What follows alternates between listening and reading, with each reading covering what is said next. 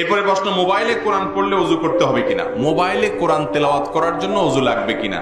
এই যুগে আলহামদুলিল্লাহ স্মার্টফোন গুলোতে কোরআনে কারীমের অ্যাপ ডাউনলোড করে তেলাওয়াত করা যায়, তাই না?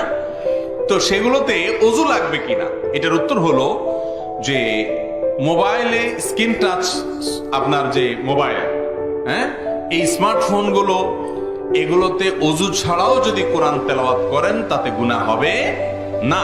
কারণ হলো কোরআনে কারীমকে আপনি সরাসরি যখন ধরবেন তখন আপনার ওযু থাকা লাগবে, কিন্তু মোবাইলের ভেতরে যে কোরআন আছে, যেটা সফট কপি বলা হয়, এই সফট কপি, এটা টাচ করা যায় না, ধরা যায় না। আপনি চাইলেও এটা ধরতে পারবেন। আপনি যে উপর দিয়া আঙ্গুল দিয়া সরায় সরায় পাতা উল্টাচ্ছেন, এটা আসলে সরাসরি ধরা হয় না, কারণ এখানে সেন্সর আছে, গ্লাস আছে, প্রোটেকশন গ্লাস আছে, অনেকগুলো আবরণ আছে, চাইলেও এটা টাচ করা যায় না।